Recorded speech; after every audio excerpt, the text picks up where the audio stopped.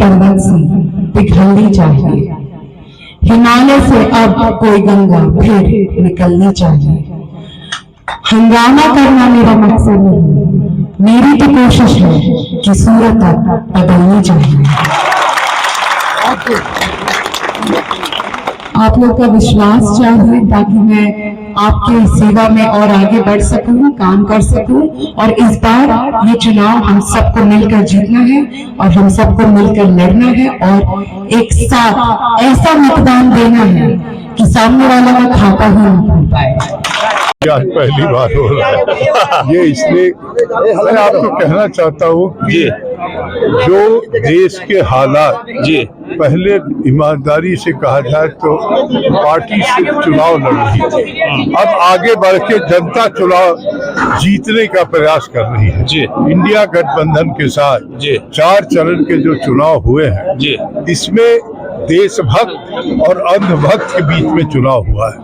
देशभक्त आज जीतने जा रहा है और अंधभक्त का जो वोटिंग परसेंटेज है वो घटता जा रहा है। यही फर्क आपको देखने को मिलेगा और निश्चित तौर पे एनडीए का जो सीट घटेगा और आने वाला 4 जून को इस देश में गांधी की सरकार बनेगी। इंडिया गठबंधन मोदी जी की बात छोड़ दीजिए, उसके पहले भी डॉक्टर मनमोहन सिंह कभी प्रधानमंत्री के चेहरा थे।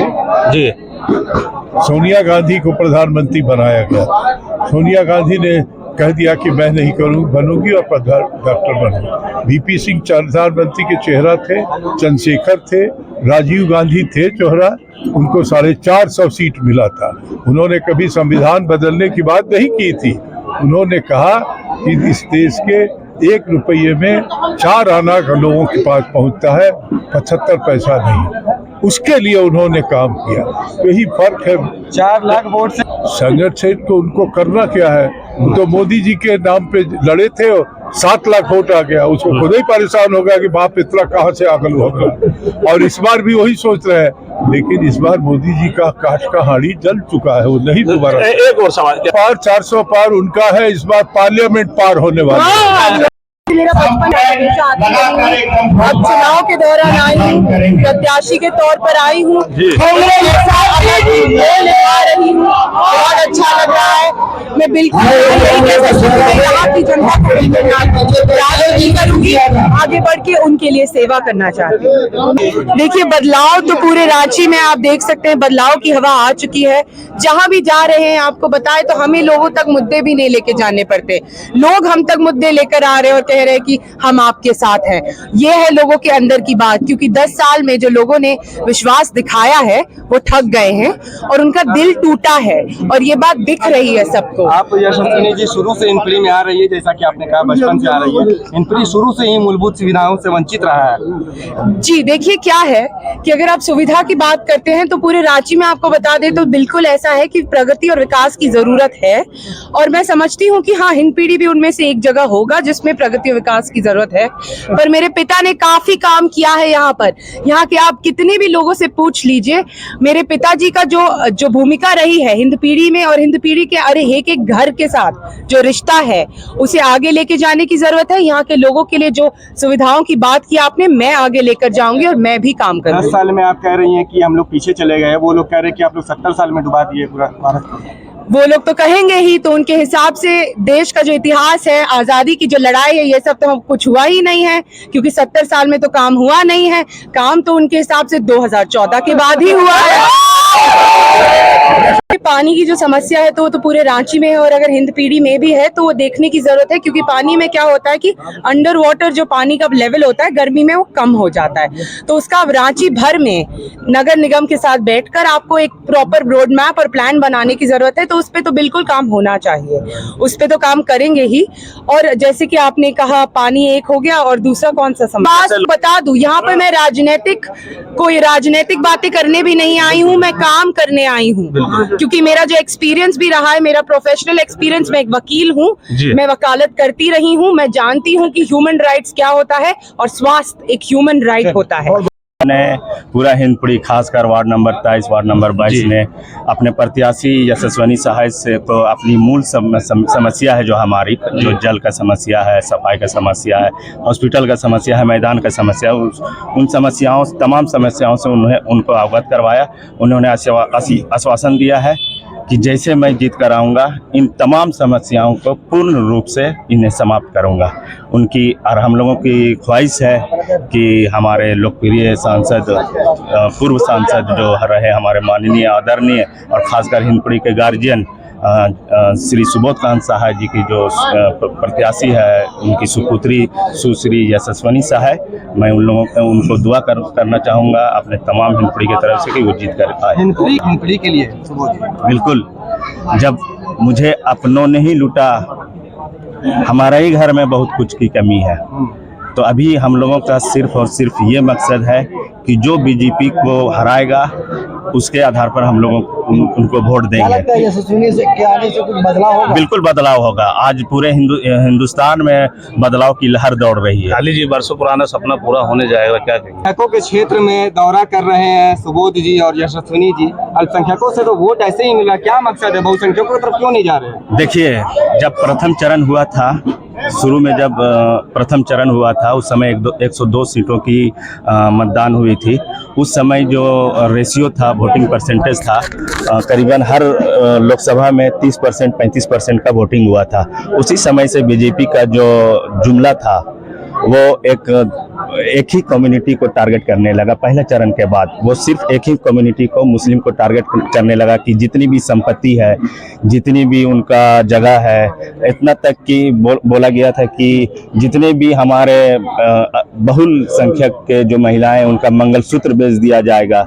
ये सब बातें हमारे एक प्रधानमंत्री के जबान से ये आवाज़ें निकल रही थी। तो आप समझ सकते हैं कि पहला चरण जैसे प्रथम चरण समाप्त हुआ, उनकी आवाज़ में तब्दीली आ गई। कांग्रेस में इतने बिल्कुल, वो एक एजुकेटेड लेडी है, लव पढ़ाई कर चुकी है और सोशल वर्कों से वो हमेशा संबंध बनाई हुई थी। क्योंकि एक राजनीतिक फैमिली से बिलोंग करती है, तो ये कोई हमको नहीं समझ में आता है कि ये प्रश्न पूछा जाए, क्योंकि ऐसे फैमिली से बिलोंग करती है कि जिन्होंने रांची ही नहीं, हिंदपीढ़ी ही नहीं, बिल्कुल परिवार वाली। अगर पारिवारिक बात करेंगे तो आप बीजेपी में देख लीजिए।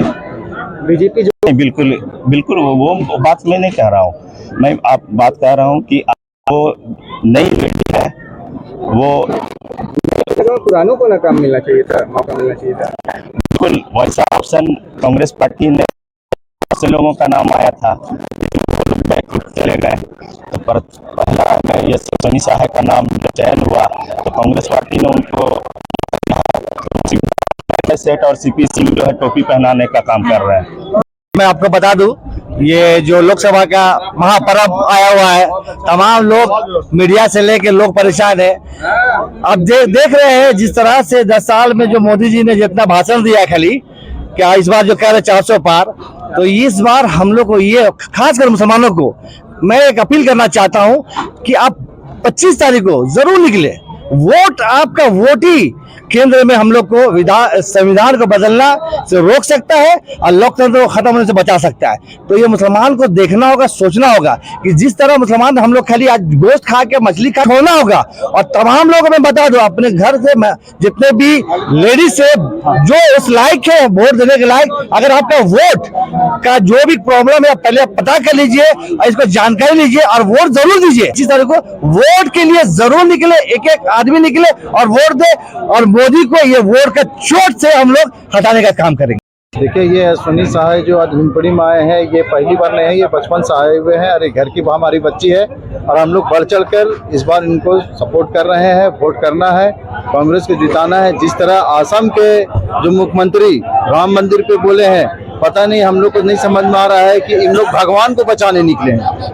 अरे भगवान बचाने की चीज है, भगवान के शरण में तो हम लोग है, तो फिर भगवान बचाने की क्या जरूरत है? इन लोग भगवान को बचाने नहीं निकले हैं, इन लोग हिंदू मुसलमान करने निकले हैं। इसलिए और पूरी जनता जो है, हिंदू मुसलमान जो जितने सिख ईसाई आदिवासी जितने भी हैं, इन लोग को मनसा को पड़ चुका है। इसलिए इस बार जो है अपार वोट पूरे महागठबंधन को मिल रहा है, कांग्रेस को मिल रहा है। और आने वाले भारतीय जनता पार्टी तो हिंदू की राजनीति तो करती ही है, हिंदू मुस्लिम की राजनीति तो कर ही रही है, शुरू से कर रही है, लेकिन धीरे धीरे उनके भी आदमी लोग को आंख खुल गया है और उनके लोग ही उनका विरोध कर रहे हैं कि ये जातिवाद वाला नेता है, इसको हटाइए। हमारे सबसे अच्छे नेता, देश को चलाने वाले राहुल गांधी जी दिखते हैं और आने वाले दिन हम लोग राहुल गांधी को पीएम बनाने के लिए तैयार हो गए हैं। चारों तरफ देखिएगा, हर बीजेपी के कार्यकर्ता को, मोदी जी के समर्थक को लात घूसा मार के भगाया जा रहा है, गांव में घुसने नहीं दिया जा रहा है। हिंदू मुसलमान जहां कर रहा है, लोगों में लाठीचार्ज हो जा रही है। इसलिए इस बार हिंदू तो क्या, पूरे देश के लोग समझ गए हैं कि हिंदू मुसलमान करने वाले लोग को अब हिंदुस्तान में रहने की जरूरत नहीं है, यहाँ से भागिए। यहाँ पर सेकुलर समाज की पार्टी चाहिए और यहाँ पर कांग्रेस की सरकार बननी चाहिए। राहुल गांधी को हम लोग पीएम बनाने के लिए पूरा ताकत लगा दिए हैं और आने वाला इंतजार है कि 25 तारीख कब जल्द से जल्द आए कि हम लोग वोट के लिए निकल जाए। और पूरे हिंदपीढ़ी के वासी जो है वोट देने के लिए एकदम तैयार है और उनको लग रहा है कि अगर कल 25 तारीख होता तो मैं कल ही वोट देने के लिए निकल जाता। बधाई देते हैं कि आपने आज सवाल पूछा। आपने आज जो हिंदपीढ़ी के समस्याओं को लेकर आपने उनसे जो सवाल किया, ये आप लोग सब बधाई के पात्र हैं। आप जब सवाल उठाएंगे तो जवाब मिलेगा इंशाअल्लाह ताला। और आज उन्होंने जो आपने उनको सामने बात रखी, वो बहुत हिंदपीढ़ी का जो समस्या से उनको रूबरू करवाया और उन्होंने जो जवाब दी है कि हाँ हम लोग जीत करके आएंगे इंशाअल्लाह ताला, तो हम लोग वक्त पर काम करेंगे। तो अब उसको इंतजार करना है। अब रहा सवाल कि आज जिस तरह से सवालें आ रहे हैं कि अश्विनी साहब, तो मैं इस बात को यकीन करता हूं कि एक बेटी मैके और ससुराल दोनों संभालती है, तो मुझे यकीन है कि जो बेटी मैके और ससुराल संभालेगी तो रांची लोकसभा भी संभालने में हमको लगता है कि वो सक्षम है और परफेक्ट है। लेकिन अब उनको तमाम समाज के, चाहे वो हिंदू हो, मुस्लिम हो, सिख हो, आदिवासी हो, उन तमाम लोगों की समस्याओं को लेकर रांची को आगे ले जाना है और परमानेंट में अपनी आवाज को बुलंद तरीके से रखना है। और एक बात और आखिरी, आप तमाम चैनलों के माध्यम से कि 25 मई को जिस तरह से आप अपने घरों से निकल करके आप अपना वोट जरूर से जरूर माहौल आप पीछे देख सकते हैं, भीड़ रुक ही नहीं रहा है। यहाँ सभी लोग, सभी पंचायत, सभी कमेटी और सभी नौजवान साथी लोग यहाँ पर अपने प्रत्याशी को देखने के लिए भीड़ उमड़ चुका है। हमको कहीं न कहीं लगता है ये सारे लोग वोटर हैं और ये लोग 25 तारीख को निकल कर भारी मतों से विजय बनाने का काम करेंगे।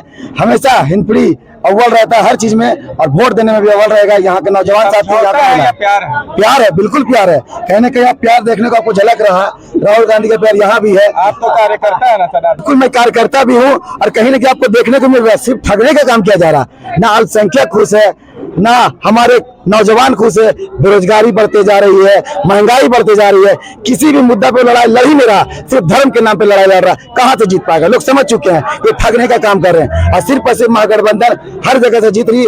हमारी उम्मीदवार यशस्विनी साहब भारी मतों से विजय बनेगी और हमारा देश के हालत बदलने वाला है। राहुल गांधी प्रधानमंत्री बनने वाले। राहुल गांधी जिंदाबाद।